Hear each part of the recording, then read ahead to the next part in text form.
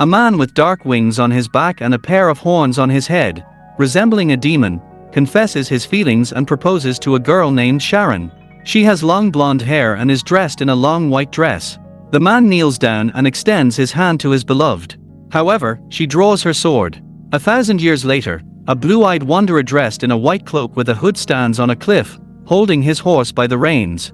Before him unfolds a picturesque panorama of a small town or village, nestled among the green mountains on the shore of a lake. The town's central park is well maintained, with wooden benches basking in sunlight and bustling with people. It is surrounded by street stalls and neat houses with balconies adorned with flowers. A fair-haired girl walks across the square, balancing a clay pitcher on her head. She notices a group of children surrounding a white monument depicting a girl holding a sword in front of her.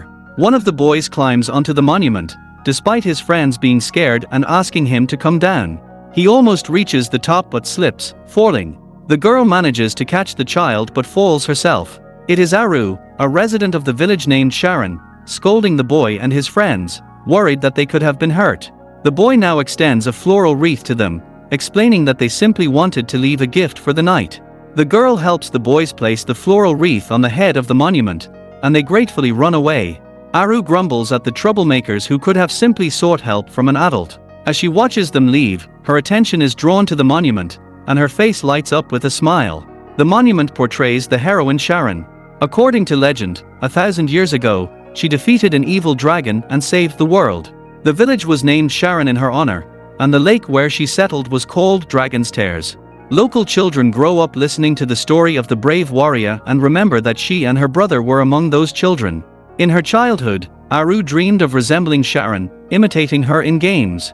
As a sign of respect, the girl wipes the monument, clearing the inscription from dust and dirt. She fails to notice a strange fiery glow passing behind her but turns around at the sound of a broken water pitcher at home. Aunt Aru scolds her for breaking the pitcher, shouting at the girl and accusing her of being no different from her parents. She hits her with a broom before instructing her to wash the dishes to be of some use. While washing the dishes, Aru remembers the games she used to play with her brother. She recalls how their mother sewed costumes for them, and their father carved wooden balls. Quietly crying, Aru doesn't notice her brother Zephyr sneaking up behind her. The young man, with long golden hair and a striking resemblance to Aru, playfully covers his sister's eyes with his hands, scaring her. But he notices that she is crying. Aru replies that she just got a little water in her eye while washing the dishes. Deciding to cheer up his sister, Zephyr presents her with a pack of chocolate cookies from the local bakery and helps her dry the dishes. In the evening, sitting in her room, Aru takes out a small bag of inheritance that her uncle and aunt secretly kept for her. She is waiting for her 19th birthday to leave home with her brother. She hears a noise behind the door and decides to eavesdrop on her uncle and his wife's conversation. The man is drunk and angry, realizing he only has 1 day left to pay off his debts, or else he will lose his house and all his belongings. His wife accuses him of spending all their money on gambling. In response, he threatens to marry his niece off to an old man he owes money to. That way, the man will pay off his debts. Zephyr breaks free from her uncle's grasp and fights him, telling her sister they need to leave. The girl runs to her room for money and belongings and notices a strange light shining through the window of the house. Fire quickly engulfs her uncle's house. The elderly couple tries to sell their property but realizes they won't last long. So, they decide to abandon their nieces to their fate to escape. Zephyr searches for her sister amidst the fire. Meanwhile, the cat suffocates from the heat and flames, and she falls to her knees. Before her eyes, a human figure emerges from the fire. The fiery man reaches out his hand and leans in to kiss her. Through the window in the room, a stranger in a white cloak appears. He holds a white scythe in his hand, and upon striking, it emits a white light, shattering the fiery figure. The boy grabs the girl in his arms, and the fire draws closer. Eventually, the entire house is engulfed. A strange glow. An explosion is heard. The boy regains consciousness amidst the debris and realizes with horror that the girl is no longer there. However, it turns out that in the embrace of the stranger with dark hair, dark wings, and long black claws, she is in the darkness. The man, looking at the girl, recognizes his beloved Sharon. She dreams of finding herself on a battlefield, consumed by flames. She sees a dark figure tearing apart her opponent and then approaching her, looming over her like a shadow. Eric wakes up from the nightmare in cold sweat and finds himself in an unfamiliar bed, in the arms of a stranger. The man wakes up but doesn't find the girl beside him. Meanwhile, she, transformed in the darkness, holds a heavy candlestick tightly in her hand, holding her breath and waiting for what comes next. Perez doesn't remember anything about what happened to her, including how she ended up here. But she remembers the beginning of the fire and the preceding conversation in which her uncle planned to marry her off to a wealthy old man to pay off his debts. When the stranger approaches her in the darkness, she tightens her grip on her weapon, closing her eyes tightly. She strikes the approaching stranger, yelling at him not to touch her and that she will never be with him. Opening his eyes, Eric finds himself in the middle of an empty room, not understanding anything. A voice whispers directly in her ear, frightening her to death. She turns around and sees a man standing behind her, taking the candlestick, her only means of defense, from her hands. The man reaches out his hand towards her, and it seems like he is about to grab her.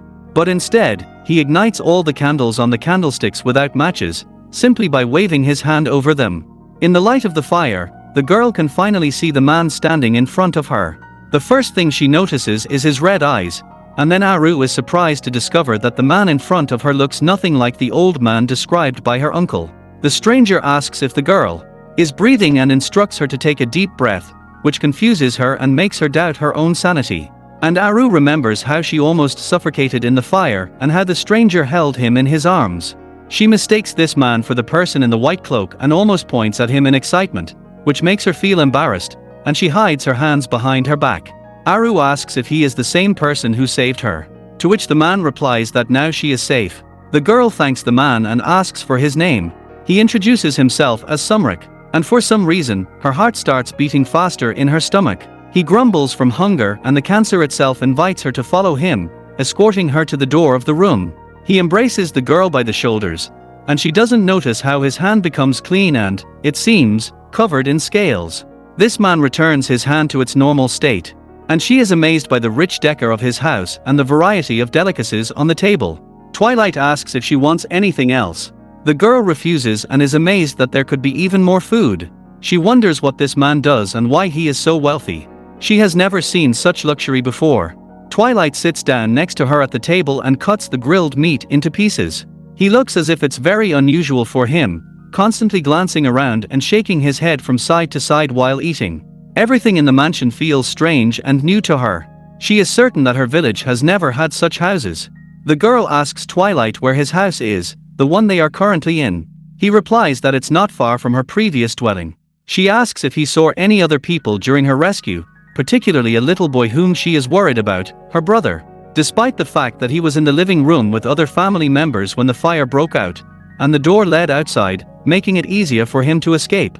When Twilight answers that he hasn't seen anyone else, Aru starts crying because she is worried that her brother might have been harmed and that she was able to escape the burning house only thanks to her rescuer.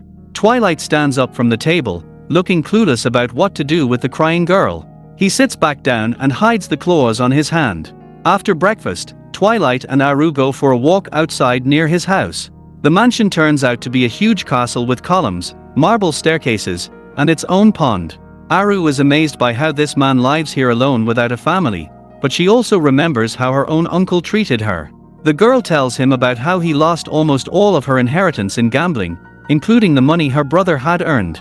And the last straw was that he planned to sell her off in marriage. Twilight asks if Aru remembers anything about this place or about him. The girl replies that she lost consciousness and remembers almost nothing, but promises to let him know if she remembers anything before she returns home.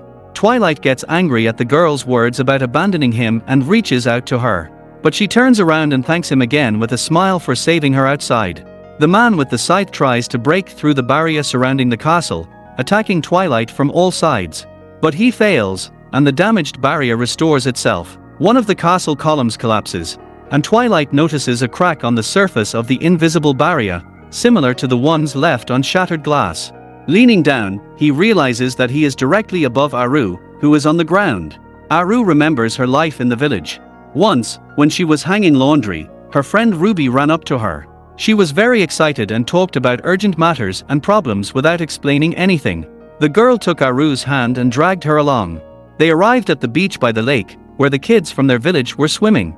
Contrary to expectations, Ruby was not impressed by the sight and expected to see anything but a group of naked boys. One of them was a young man who had recently confessed to her.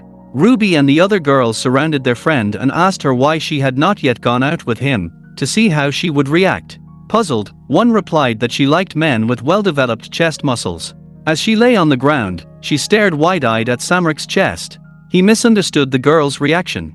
The man wondered if she had ever seen his true self. He was about to show it to her before the guest he mentioned broke the barrier. He did not want to let the girl go, so he even considered keeping her in the castle until the time was right. But when a pillar fell and she was in danger, his body reacted of its own accord, releasing wings, horns, and claws to shield her. Samrek reached out his hand and helped the girl to her feet. Aru noticed that although her own hands had been injured by the fall, the man's skin was without a scratch, completely unharmed, even though he must have been hurt worse than she had been. Aru screamed as Samrek picked her up and looked at him with wide eyes, and he declared that he would fix it and covered the girl's eyes with his palm. With a brilliant flash of light, both the barrier and the fallen pillar were repaired. The girl, perhaps uncomfortable with her proximity to Gan, asked him to stand up, and looking around, she discovered that the destroyed structure was standing in its place as if nothing had happened. The slave himself, recalling the conversation at the court and remembering that his relative was going to marry him against his will, suggested that the man stay at his house. The girl asks the man to leave her alone for a short walk, and he returns to the mansion. Entering one of the luxurious halls, Samrek peeks out the window and notices Aru heading somewhere along the path. As she runs away, Aru recalls the strange events with her, beginning with the castle in a deserted place and ending with its owner, who has lived alone and without servants. For a brief moment, she sees with her own eyes, Samrek transformed into a monster. The only explanation that came to her mind for this man's behavior was quite prosaic: he intended to feed and eat her. Ruth then had a vivid image of herself lying on a huge plate, surrounded by spices and huge cutlery. She spreads her wings and explodes into the sky above the forest below. God himself watches over the fugitives. Meanwhile, in a large white temple-like structure, the white-robed guardians gather. They deliver an urgent message to the high priest about an unknown fire in the village of Sharon. The high priest understands that the dragon, destroyed 1,000 years ago, has returned. He orders his men to find and retrieve the dragon's heart before it is fully resurrected by placing it in his own chest. The guardians kneel and vow to carry out his order. Continuing through the forest, Aru encounters the ruins of a once magnificent chalk building with columns, staircases, and fountains still in existence. Fascinated by its beauty, the girl discovers an indecipherable inscription on one of the stone monuments. Leaving the ruins, I intended to continue my journey, but then I noticed cross ivy on a tombstone-like plaque. As I cleared the vegetation, I was suddenly enveloped by a bright light. In front of me stood a sword with a golden hilt.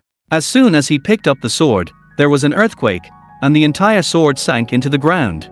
As he fell, he felt a strange sensation as if the sword had pierced his chest. However, when he landed on the ground, he discovered that he was alive and invisible. Meanwhile, Aru stood up with his sword at his side and heard something hit the ground behind him. Turning around, he saw a wounded figure lying at his feet emerge from the darkness. Someone had carefully wiped the blood from his face with a handkerchief, and in front of him was the silhouette of his beloved Sharon.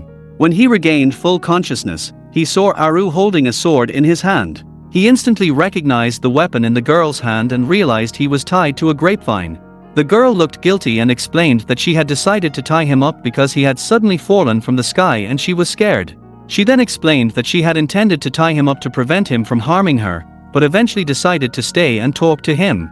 When he threatened her with a sword, the girl learned his true nature and asked him why he had brought her to the castle. He then asked her how he could get home.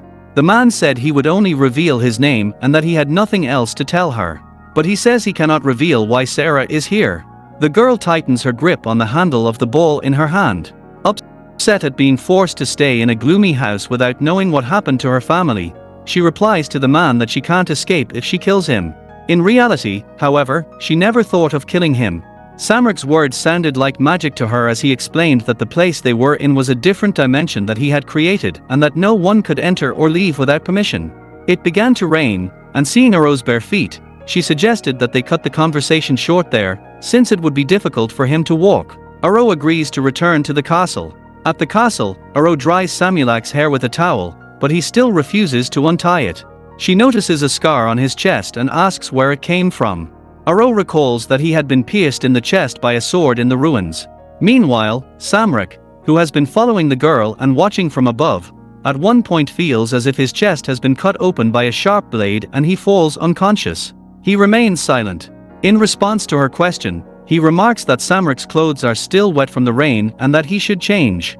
However, he is unable to change himself and is bound so that she must change herself. Aro is very embarrassed by his situation and, closing his eyes, decides to remove Samrak's wet clothes without even looking at them.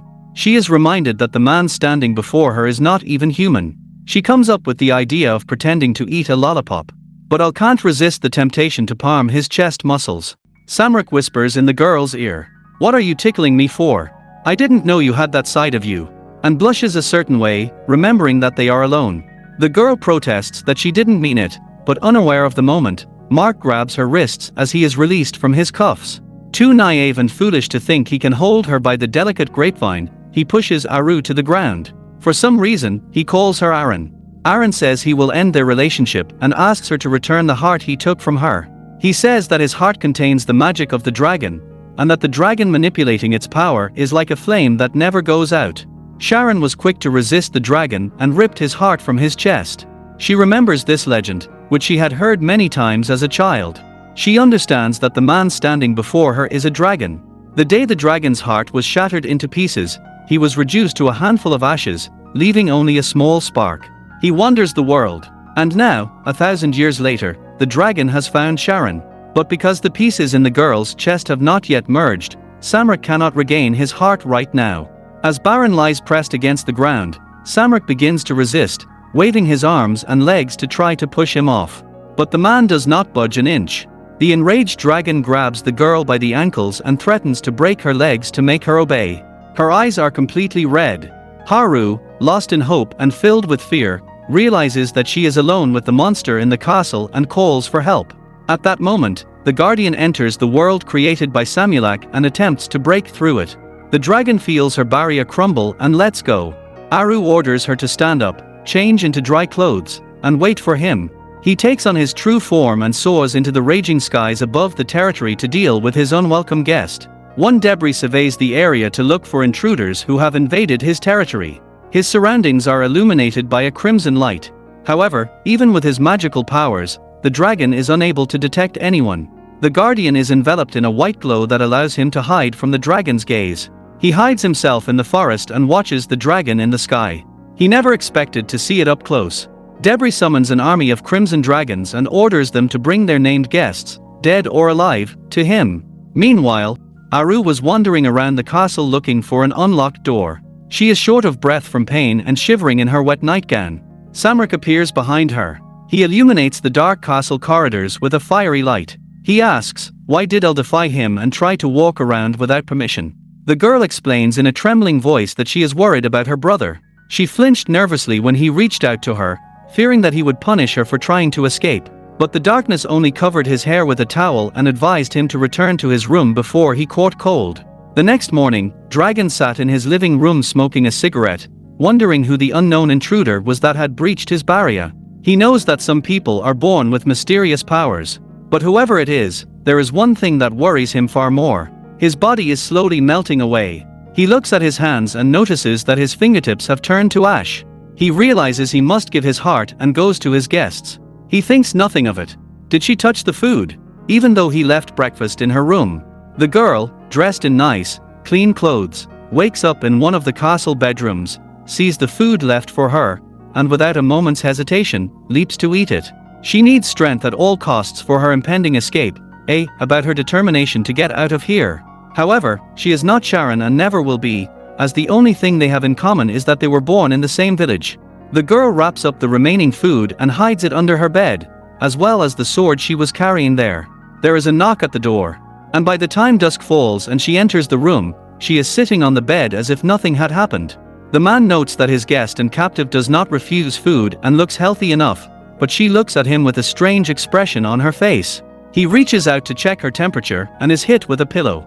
The darkness itself resists, and all that is left in Aru's hands is half a pillow and a few feathers scattered around the room. The current situation worries Aru. He had intimidated Aru so much that he had made Aru extremely hostile. Under the current circumstances, The dragon cannot gain the strength of mind because the mere mention of his touch makes her feel disgusted. Every time he reaches out to her, she looks at him in horror and prepares to defend herself. After considerable trial and error, the man leaves the room and heads down the hallway. He presses his hand against his chest and feels a strange sensation, but remembers the past 1,000 years when his body was shattered into pieces and tells himself that there is no going back. Only by killing Sharon with his own hands can he regain his own mind. As Aru tries to continue his preparations, he realizes that his leg is perfectly fine and in no pain. However, his leg is perfectly fine and painless. Remembering all that has happened to him over the past few days, and amazed that after the fire and earthquake that nearly suffocated him, he is still in good spirits, a cheerful Dusk returns to the room and offers to talk to Aru. A short time later, the room is filled with various gifts, expensive dresses and shoes, abundant baked goods and jewelry. Dusk tells her to make sure she is comfortable here and that if she needs anything, she can just ask. One is suspicious of his thoughtfulness, since the dragon was planning to get her heart. But what is even stranger is that all these things are in his house. She tries to imagine a hanger for her dress, but soon finds it falling apart. One asks what is the source of all that the dragon has. The dragon replies that it is all human offerings, enchanted to protect them. The girl is frustrated that she still cannot believe that the dragon before her is real, that the legend says it is powerful, ferocious, ruthless, irritable, and selfish. Dusk rejects such a characterization and points out that among humans, dragons have become famous as villains. What kind of person was Sharon? When Dusk first learns that Sharon is a heroine among humans, he asks the girl to tell him everything she knows. It's Sharon, replies. Aru tells the dragon the legend, praising Sharon and claiming that every girl in the village dreamed of being like the heroine as a child. Dusk, upon hearing the story, looks depressed and wonders how a girl who did such a thing could have become a heroine. He described Sharon as a small, weak, scared and active girl who could never be called a heroine. She had difficulty even understanding her own heart. Finally, she revealed her repulsive nature. Aru was utterly outraged and offended by this insult to the heroic figure of her native village. He accuses Dusk of humiliating Sharon because he cannot admit that he has lost. The girl was convinced that Sharon was over 2 meters tall, with a strong body and excellent ethics. Twilight imagines a fictional character named Sharon and is stunned by the absurdity of a human-created story that bears no resemblance to reality. The dragon insists that the real Sharon was not even a warrior, but rather a princess. Why is she so interested in Sharon and why does she want to be like her? Does it mean that she dreams of slaying dragons? Or replies that if she is like Sharon, surely she would want to do something about it. She asks Dusk to come closer to her. And when he sits next to her and snuggles up to her, she says she wants to tame the dragon. Aru recalls that many years ago, as a child, she shared similar feelings with her brother. The dragon is very strong and can spew fire. They are much more useful to tame than to kill. And Psy dreams as a child that if he becomes a warrior, he will be stronger than the dragon. And if he does wrong, she scolds him and slaps him. But if he does good, she will feed him the most delicious meat. Eventually, having made him obey her, Raz makes the dragon fly wherever he wants. When Gan himself hears the girl's story, he looks at her as if she has gone mad, darkens like a cloud, and presses his hand to his forehead. Bala, immersed in delusion. She is completely unaware that she is talking to the dragon and feels uncomfortable, wondering if she has offended the man again this time. Samira, however, suddenly suggests taming him. But Samira suddenly suggests that they try to tame the dragon. But I can't think of anything better to do. Still afraid of Twilight, she strokes his hair, scratches him under the chin, and asks him to behave himself, because he is a good boy. I asked the stunned dragon to fly with me once on my back. Then, surprisingly, Cancer agrees on his own and flies over the terrain with Sar on his back. The girl is delighted and asks him to fly her to the top of the mountain. However, she refuses, saying that the place is near a barrier and that she has set a trap there. The girl is carried on her back. The dragon restores his strength and body, but he does not seem to like this method very much. Cancer himself thinks only of tying up the captive, but he realizes that this will only make matters worse. At the same time, a search is conducted for the body of his brother among the wreckage of the burnt-out house. The girl and boy's uncle says that he doesn't care about his ungrateful niece and nephew who set themselves on fire to escape, and that he should never have allowed them to live under his roof after losing their parents. Ruby is angered by his words and says she should have searched the whole neighborhood instead of drinking. She is determined to find her loved ones and is convinced that Aru and Zephyr are alive. Flying on the dragon's back, Aru admires the vast forest, spreading her name. Beneath it, she contemplates whether she will ever be able to return home. But her sadness somewhat dissipates when she recalls her lifelong dream and decides to assume an epic pose. Unable to resist, she falls from the dragon and tumbles precipitously down. But Dusk catches Sarah in midair, saving her from a hard landing. He is unhappy with the way she treats him like a mere horse, and Aru begins to make excuses. To which Dragon remarks that taming him is apparently proving more difficult than she imagined. They land in the middle of a blooming meadow and Aru chases after a killing butterfly and Dusk catches her by the scruff of the neck. Aru apologizes for going to the bathroom and the dragon lets her go, though she senses that she has something up her sleeve. Baffled, she does not see her village or even the edge of the lake as she flies. She dashes toward the river and wonders if she can reach any settlements if she follows the shore. As she leans toward the water, she suddenly notices that the river is frozen right in front of her eyes. Aru notices one of the red dragons dead in the ice, as well as footprints leading along the shore. She considers tracking down their owner and asking for help to get home. The girl barely has time to turn around before a block of ice flies at her.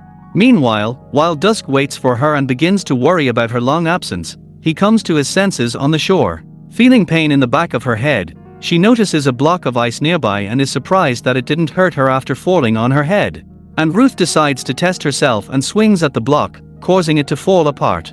She feels an unprecedented rush of strength and contemplates the dragon's words that she is the reincarnation of a great warrior. However, to put it another way and not with the gloom, the sworn enemies in front of the girl's eyes begin to swim and something burns furiously in her chest. In this state, she returns to the twilight. As soon as she thinks about it, she needs a sword. One of them appears in her hand all by itself. She prepares to strike, but the darkness itself, without even looking at her, holds out the blue flower to her. During her absence, he notices that the flower has blossomed. The dragon asks if she still likes the flower as much as before. The girl does not even have time to answer as she falls to the grass, bleeding to death. Unconscious, Ara feels as if her whole body is on fire, and her heart is about to burst into pieces. When she feels someone holding her, however, she is relieved. She feels warm and comfortable in the arms of another person. When Aru regains consciousness, she finds this dusky man embracing her, while she practically lies on top of him. Reaching out, the girl sees blood stains on her hand and panics and pulls herself out of his embrace. The man warns her not to make any sudden movements, fearing that she might have another outburst. Aru doesn't understand what he means. And the cancer himself explains that because of his heart imprisoned inside her, too much magical power has built up in her body. He holds Ara tightly to take the mana away from her. Cancer himself does not understand why the mana life energy has such a devastating effect on the girl. Aru moans in pain and asks if she will die at this rate. Cancer himself hugs Aru tighter. I comfort her by telling her that she is safe as long as he is around. She responds in kind to the dragon's embrace. From that day on, Aru tries to stay close to Crawfish, catching up with him in the corridor of the castle. The girl hangs on the dragon's back. After what happened, the Crawfish himself explained to Aru that until she learns how to handle magic herself, the only way for him to release the excess magic from her body is to touch her, since he needs physical contact to accept someone else's magic. He also explained that the larger the area of contact, the easier it is for him to do so. Having experienced the pain, Aru is afraid of being exposed to it again and is forced into constant contact with the cancer because of her anxiety. The dragon notices that the girl enjoys hanging from him this way and sets her on a chair, leaning over her. He says he prefers it that way because he doesn't want Aru to disappear from his sight. Spending time together, the girl leans back on his shoulder. Twilight, sitting on the couch, often takes his arm or even climbs on his shoulders as she sleeps lying right on top of him. Twilight thinks she is too careless. He has often had to watch people begin to behave differently in order to survive. So Dragon decided not to ask too many questions. Besides, it will only be better for him, since he will be able to wait quietly for the moment when his heart is restored. He does not immediately notice how Aru begins to cough up blood in his sleep packs his clothes. Cancer himself does not understand why her mana continues to grow, despite the fact that he is absorbing her magical power. However, he has not absorbed a significant amount of mana. This means that the mana flows out of the girl's body faster than he can absorb it. The dragon tries to awaken the girl and notices that she is shrouded in magical chains. Twilight can't figure out who would do such a thing to the girl, and he is angry with both them and himself for not noticing the chains around her right away. He tears them apart. In a fit of rage, and Aru comes to her senses lying on the dragon's lap. The man tells her that there was a seal on her heart that prevented her from releasing her magical power, and some sorcerers were to blame for it. The girl is about to reply that she has not encountered any sorcerers, but some wreck interrupts her, embracing her in a way she never has before. Aru realizes that the dragon was really worried about her at that moment. The dragon remembers his magical power, which radiates freshness, boiling within the source. He realizes that his heart is finally fully restored. From that day on, Dusk begins to train the aura in magic. Under his guidance, she manages to start a fire on her own, and inspired by her success, she tries to ignite the flames more violently, nearly burning her own hair. She brings the girl's hand to her own neck and heals her signature skin. At this point, she understands little except that she has a special power that the dragon originally possessed. However, she realizes that something has gone wrong with her. A few days later, Aru spends some time with the sheikh, boating down the river. The girl tries to practice magic, but no matter how hard she tries, she cannot transfer her magic power to the dragon himself. She wonders why she can create flames but nothing else. The sheikh pulls Sar into his arms and sits on the dragon's lap to absorb the mana that has built up inside her, pressing her against his chest and asking the girl to please take him home. The sheikh asks where she is going to take the body. It overflows with mana. Aru replies that she misses her brother and friends, and offers the sheikh to let her live near everyone. The girl tries to convince him with the words that people will definitely marvel at the darkness and its magic, and if he uses it for the good of humanity, they will be overflowing with gratitude for him. He promises to embrace the dragon every day, and after her death he can simply reclaim his heart. But Darkness replies that he is destroying people and that he wants to tear apart anyone who gets in his way. The girl is saddened by his words, and is reminded that the dragon may still want to kill her too, only to rip his own heart out of her chest. After spending some time together, Val comes to think of Darkness as a friend. Looking at Maiden, Dragon mentally turns to her and says, "I don't know." What thoughts run through his head? That night, he sits in his room and puts his sword in front of him. He ponders if the darkness will not let him go and kill again. Flames erupt around the sword and the girl jumps out of bed, not knowing what is happening. A guardian appears before her, clad in a white cloak robe. The boy does not immediately realize where he is, but noticing the aura, he calls out her name and, conversely, does not recognize himself and shows his sword in front of her. As his pursuers chase after him, the guardians prepare to slash at once. At that moment, however, a ring of flames surrounded him. At first he mistook it for a trap, but as he looked, he realized he was in an unfamiliar room. Then he saw a girl in front of him and asked him, "Who are you?" The guard told her to put down her sword. Relieved that she was unharmed, she felt her aura waver. After a few moments, she finally put down her weapon. She did not know how she knew the boy's name, but she called him Marion and told him that she had met him before. The young man was surprised that Aru remembered him. Their conversation was interrupted by a knock on the door and Dusk's voice behind it. Aru remembered the dragon's words about humans and knew that if he saw Marion in the room, he would not forgive him. She helped him up before she soared off the door and greeted the dragon with a smile. Cancer himself was surprised that Aru did not protest his late visit, and her good mood seemed suspicious to him. Standing in the doorway, Aru refused to let Dusk pass, telling him that she was too tired and was going to bed. So if he wants to tell her something, he should do it right there. However, Dragon did not listen to her and suddenly opened the door, smelling an unfamiliar scent. Aru replied that the room might smell like food, but the groundhog was convinced of the presence of said guest. While the dragon searched the closets, Marion lay in his hiding place under the bed, pondering the fact that he had no chance of winning a duel with him, even though he still had no heart. Dusk surveyed his surroundings with his reddened, comical eyes, but the only living thing he saw was the girl. Yet his anger grew along with his desire to burn the whole room to the ground. Aru approaches the dragon, spreading his arms wide. The young lady begs him to embrace her and, against all odds, the shadow obeys, holding her tightly to him. He expresses his belief that she was apparently in a depressed mood after their conversation. Baru intends to share his magical power with the dragon and send him into the room, but instead he lifts the girl in his arms and places her on the bed. He reveals his plan to spend the night in her room, leaving her confused as her guest is still hiding under the bed. Aru makes sure that the dragon is really not going to leave snugly, nestled in her arms. Dusk notices that the girl is awake and asks with genuine concern why she cannot find rest. In response, she wonders why the dragon himself can't sleep. Instead of answering, the man gently kisses her neck. Why does the Aru feel agitated? He reaches for the next kiss, but she asks for a hug, her turning away from him. Aru asks what's gotten into him. And Dusk replies that he doesn't like the peculiar smell wafting through her room. Although Aru is unable to understand the connection between his words and actions. Eventually she realizes that Dragon finds the smell of the other man next to her unpleasant, indicating that he may be harboring feelings for her. Rek turns to her again, calling her Sharon and taking a strand of her hair in his finger, stating that he never intended to kill her and has no desire to do so. The girl fights back, informing him that her name is Aru, not Sharon. The dragon argues with her, firmly convinced that she is Sharon, and uses her heartbeat in her chest. As proof, Aru reminds Cancer himself that he planned to take his heart from her. But now he suddenly declares that he has no intention of hurting her. There is no way she can make sense of any of this. The dragon speaks of a way to get his heart back without hurting her through some kind of magic. There is a sound coming from under the bed, catching Aru's attention. However, she tries to distract herself by taking the man's face in her palms, begging him to tell her the details of this method.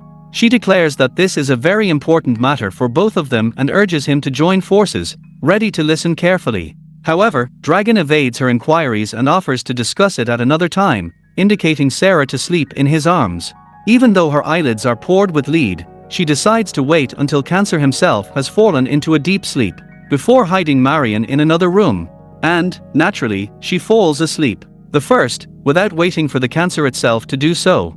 Opening her eyes, the dragon, who has been pretending to be asleep all this time, checks to see how soundly Aru has fallen asleep beside him. He has applied sleep spells to her, and so she must be out like a light. As the Dusk prepares to go on the hunt, Aru does sleep soundly until morning, and when she wakes up, she finds no dragon beside her and has no idea when she fell asleep. She looks under the bed and does not find Marion there.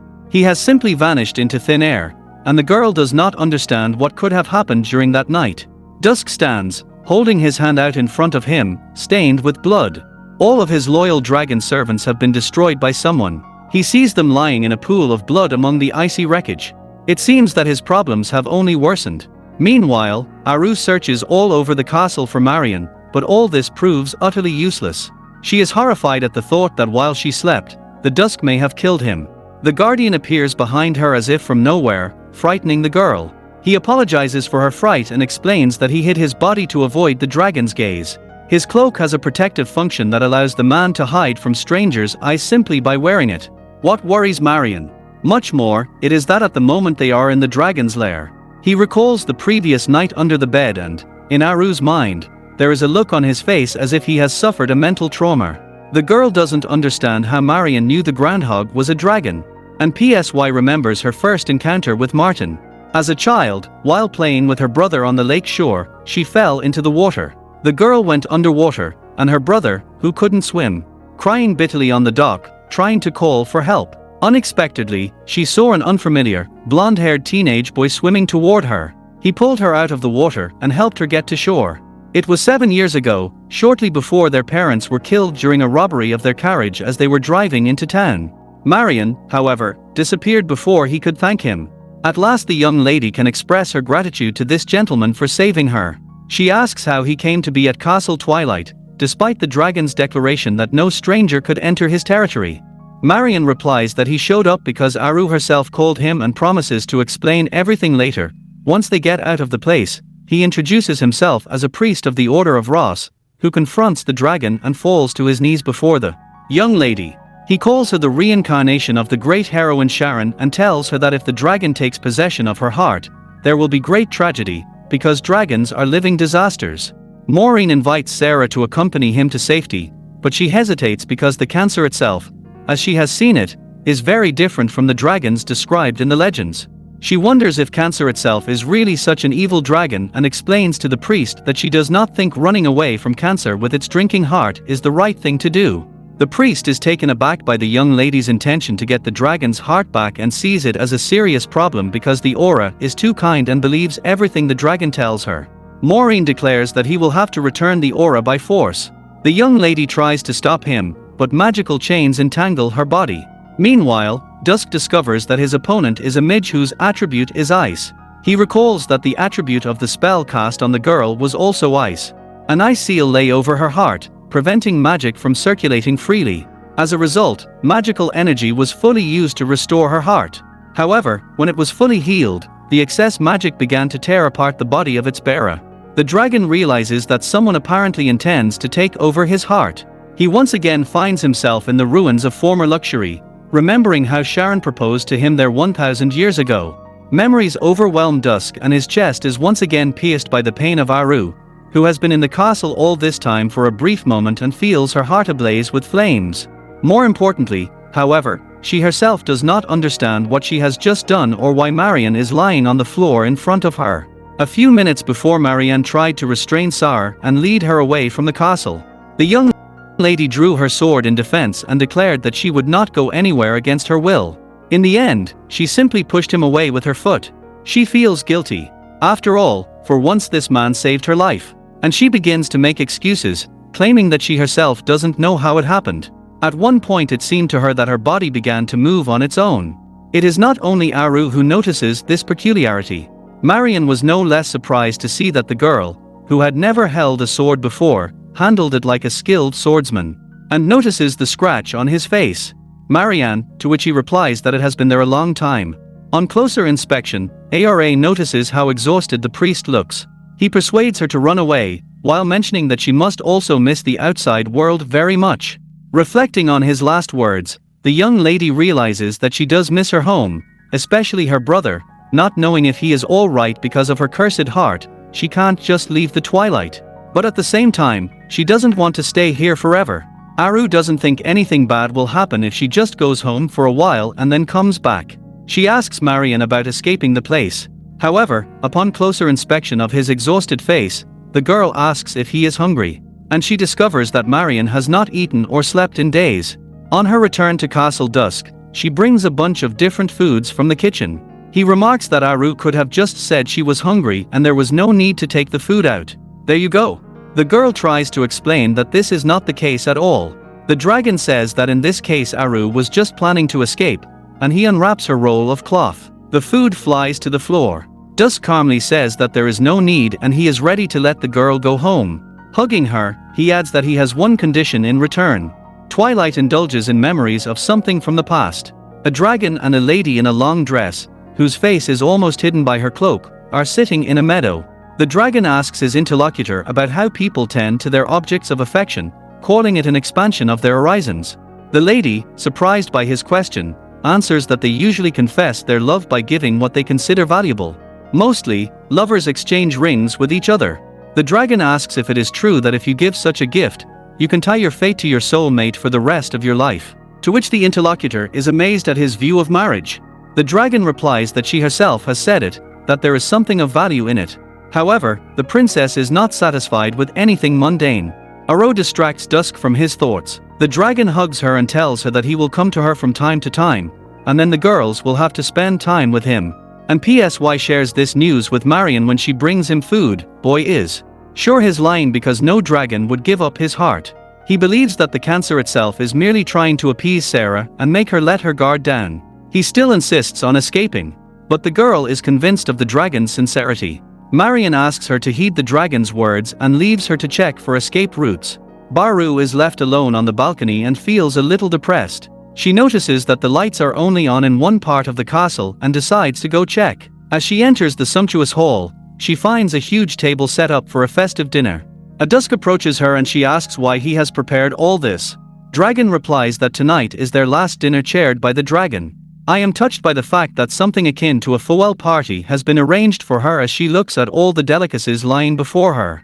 She recalls her first day in this castle and her first encounter with the gloom. Briefly, she wonders if he was the man who rescued her from the fire. Nevertheless, this in no way prevents her from fully enjoying her meal. The young woman offers the dragon and the pie, inviting him to taste the incredible dessert, which melts in her mouth. She says she feels as if she has just received a birthday present. Twilight asks when her birthday is, to which Aru replies that it has already passed, When she arrived at his castle she was only 18 years old, but during her time here she turned 19. Which means that she has reached adulthood. Dragon cannot fully comprehend the process of human aging and does not know if this is a milestone, but explains that her 19th birthday is a very important date in her hometown. On this day, a coming-of-age ceremony is held. All the villagers come together to celebrate and congratulate each other. And if a girl reaches adulthood, she dances with a young man who also turned 19 years old. This event happens only once in a lifetime. After hearing about this tradition, Summer decides to ask Ara to dance, but warns her that he has not danced for a long time and is not the best partner. The girl laughs nonchalantly and accepts the invitation. The instruments around them play on their own, creating a melody. Aru never thought she would have to dance with a dragon, and yet her heart breaks for the pain she cannot understand. She asks how often will the dusk visit her, and he answers that he will, as long as she does not harbor any animosity toward him. The girl sincerely does not understand what he is talking about and why she should feel any animosity toward the dragon. Remembering the previous night, she decides to take revenge on him and, standing on tiptoe, kisses him on the neck. Dusk holds her tightly to him and tells her that during their wedding ceremony she took this step precisely because of her dislike for him, not remembering anything about her past life. Aru does not understand what he means.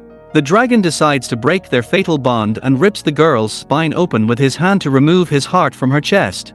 Tears of pain flow down her cheeks and the dusk whispers soothingly that it will soon be over. As a parting remark, he says that it was a pleasure to meet Sharon again. With those words, he rips his heart from the girl's body. Aru's body hangs limply in the arms of Dusk, who sheds tears from his eyes as he says goodbye. He carries the unconscious girl in his arms and walks through the corridors of the castle. He has waited 1,000 years for this opportunity and it has cost him tremendous effort to get it. If he'd missed this chance, there's no telling when another one would have arisen. Once his heart is restored, the dragon will rip it from her chest and their relationship will end once and for all. The girl coughs, inhaling smoke from the fire, and using his magic Dusk removes the smog from her lungs to make it easier for her to breathe. Holding this fragile body in her arms, one is amazed at how small she is, but despite her tiny size, warmth emanates from her. She really is his. Sharon Sum remembers waking up when she attacked him armed only with candlesticks. It was then that he looked into her eyes for the first time and was struck by her resemblance to Sharon. The same snow-white skin and blonde hair. Even after 1,000 years, the dragon still finds her fascinating. He doesn't know how to behave with this girl, so he decides to observe her the first time she asks about her family. She starts crying right at the table. Dusk doesn't understand how you can shed tears for such insignificant people and why the possible death of a couple of humans means so much to her when they go for a walk, and the girl starts talking about her family again. Her eyes glisten with tears. Dragon is afraid that if he says something wrong, she will have another tantrum. He once again says that he hasn't seen anyone and asks the girl to stop shedding tears because it won't change anything. Surprisingly, this phrase really works on her. The girl stops crying and says that the only thing she can do for Mao is to believe that her family is all right. She thanks the dragon, saying that thanks to him her heart, which has been aching up to this point, has finally calmed down. Some Cancer wonders if he can kill Sharon. He wonders if it wouldn't be better to make her his prisoner, tie her up so she can't hear herself scream, lock her in a dungeon, and then just take her heart. When the time comes, being near the girl, the dragon feels like he is going mad. He wants to endlessly admire the one whose heart he is about to capture, even though she has forgotten about him, and there are some differences in their appearance. She is still his Sharon. 1,000 years ago, during the wedding ceremony, Dusk gave his heart to the one he loved as proof of his feelings. After all, a dragon's heart can only be dedicated to the person he truly loves. Turning to the dying Aru in his arms, the Cancer himself tells her that he has waited 1,000 years for the moment when he can get his heart back. Unlike the girl, he remembers every detail of what she, or rather Sharon, did to him. He says that a quick death is a luxurious gift for her. Looking at what he thought was an encore of life in his hands, Twilight notices that the girl is still breathing. Then she opens her eyes and looks up at him. The dragon does not understand what has happened or why she is still alive, as he has just ripped out her heart with his own hands. He looks at his palm, and it turns empty when a crimson light flashes. Dusk's hand burns and turns to ash, screaming in pain. The dragon falls to his knees. His magical power dries up as he looks at the girl sitting on the floor across from him, palm pressed to his chest. Seeing that a barrier has formed around her, Realizing that it is the heart that protects Sharon Dusk out of anger at how dare he not recognize his own owner, he regains his limbs and bright flames cover the space around the dragon, and looks on trembling with fear. She does not understand what has come over the Dusk, for he has promised not to kill her. In desperation, the girl runs away. She manages to run to the door, but a wall of flames blocks her way. The dragon approaches her, wanting to put an end to everything. The aura bursts into tears and asks why the Dusk is treating her this way, even though he promised to let her go home and said he knew how to get her heart back. To this the dragon replies that he woke up from an empty dream and that such an outcome is simply not possible. He controls the flames himself, preparing to attack the girl, and he finds himself holding a sword in his hand, and an obstacle appears in front of her again. She is surprised to see the weapon in her hand and does not understand why it is trying to protect her. Dusk is also caught off guard. In his anger, the dragon tells her that since she has chosen to use the sword against him, she must be prepared for the consequences and that the sword will not help her. In one fiery lunge, Dusk knocks the sword from her hand, causing it to fly far behind her back. He intends to rip out the girl's heart, but instead stabs through Marion, who appeared out of nowhere and shielded the girl with his body. The wounded priest freezes the space between him and the dragon with his ice magic, affecting both the ice and the outstretched hand of the Dusk. He shouts to Ara to run away, reminding her that her heart must be as far away from the dragon as possible. After some hesitation, the girl finally listens and runs away. The enraged dragon calls out to Marion the ghostly rat who invaded his home and lets go of his hand. He grabs him by the neck, lifting him into the air. He says the boy is quite good at magic for a man, but he is far from getting to any ruin. Dozens of arrows created with magic fly toward Marion. Turning around, Aru sees several of them pierce his body, and Ruth falls to her knees in horror, left alone with the dragon. The slave himself takes possession of all her attention. Approaching her, Morin lies down on the ground, and behind him the dragon prepares to attack, but he is stopped by the priest, who suddenly rises to his feet and attacks from behind, forcing Forty to divert his attention away from the Taru and block the icy attack. Marion realizes that he will not survive this battle, but nonetheless tries to hold off the dragon for at least a few moments. Dusk grabs his face with his palm, pressing his head to the ground and questioning where he got his mantle.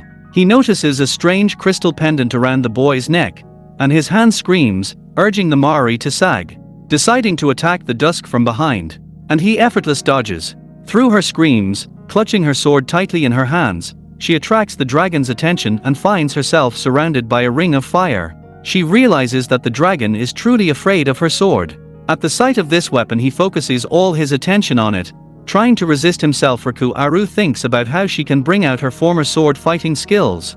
She realizes that she made the mistake of believing in the dragon, described as a natural disaster and an enemy of humanity. Obeying her instinct, she finds herself right in front of the darkness, almost pressing the point of her sword against the dragon. However, she simply grabs it with her hand and effortlessly pushes it away.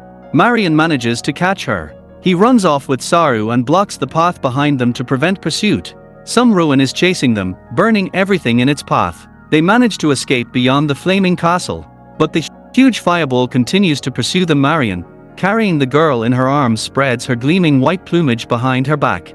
Her wings, however, are badly wounded and tells her that she will not last long. The priest asks Ara to break the barrier, as with the dragon's heart in her chest she is able to use his own power against him. The girl manages to make a hole in the barrier. Falling through it she glimpses the colossal silhouette of an approaching monster and a solid wall of fire.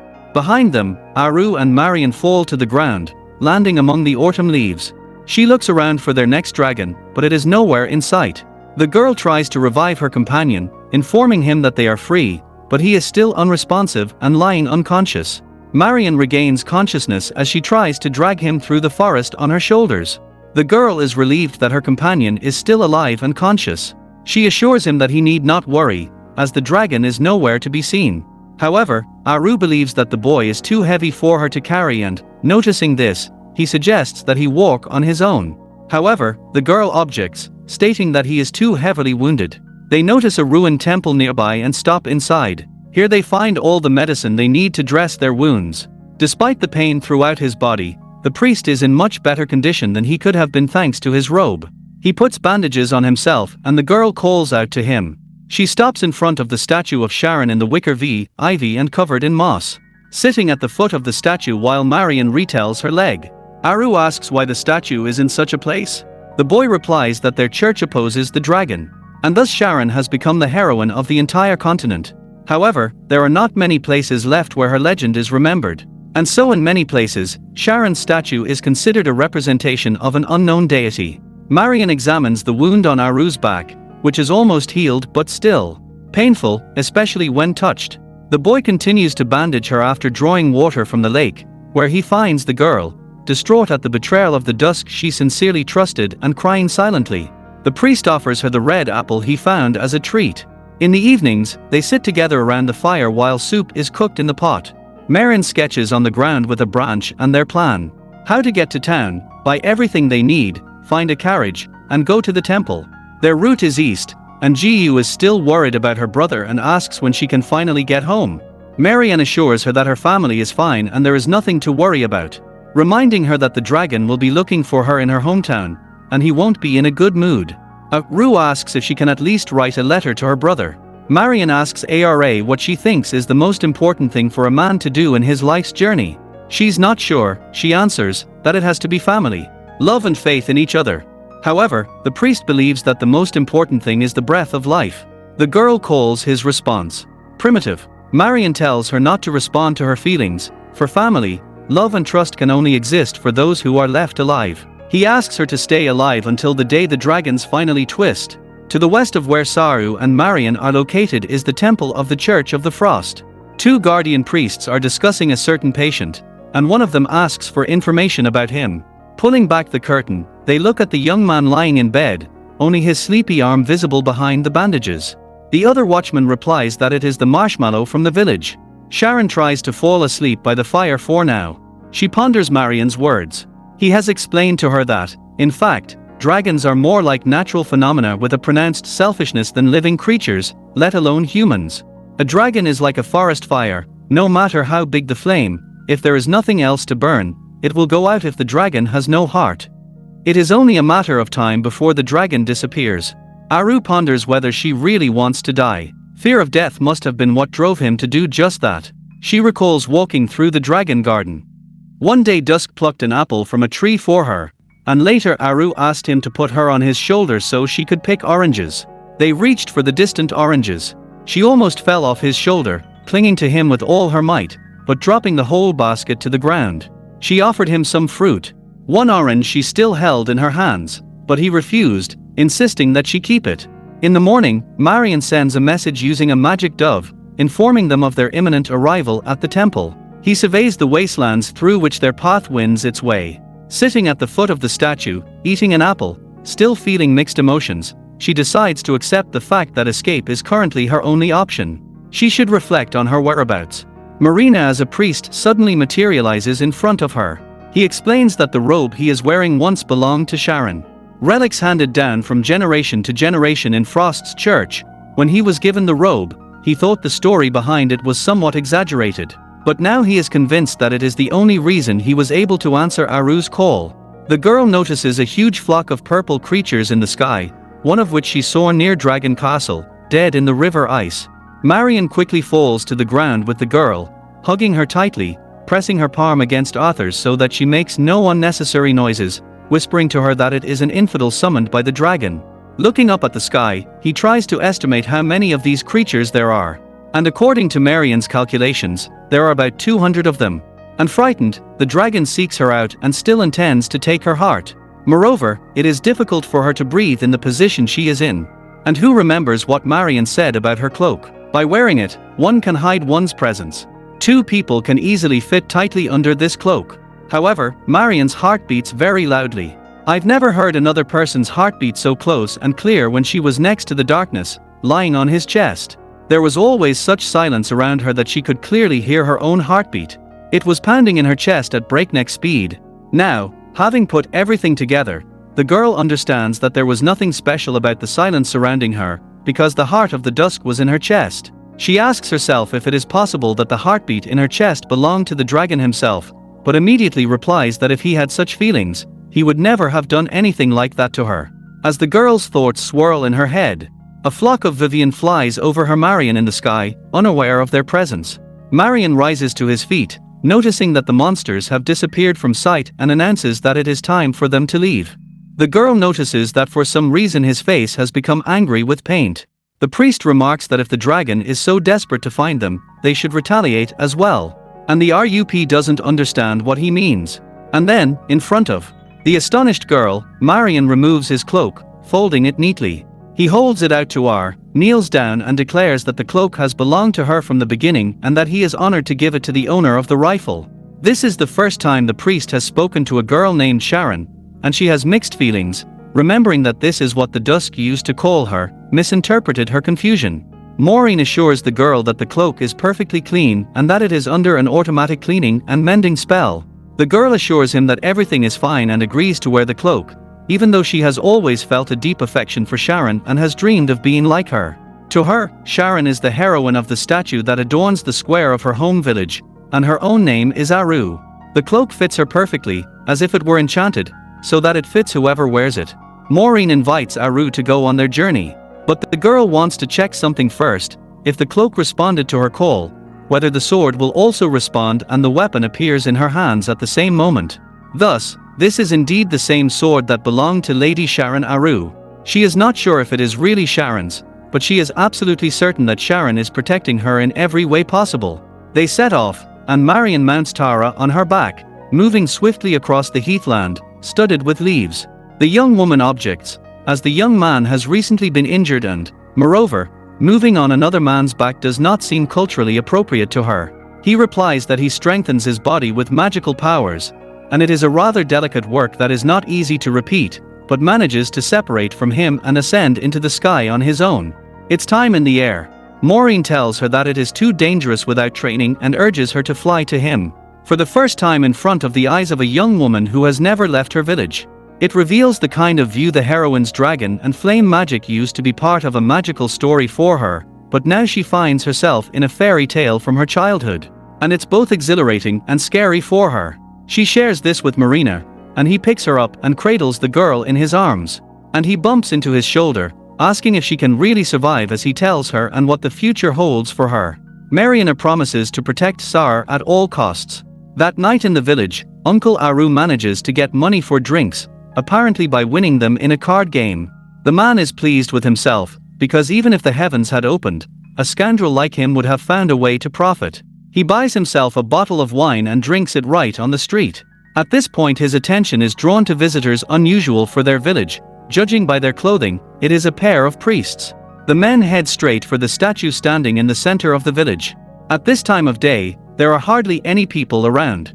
As they peer at the statue, they notice the scarlet stone overhanging its head, and the Putiners are chained with icy magic, exactly like the monument to the heroine Sharon. The older of the two orders the younger to immediately inform the temple of the renegade who has decided to take the dragon's heart for himself. Marion and Aru cross the wasteland faster than they both thought possible.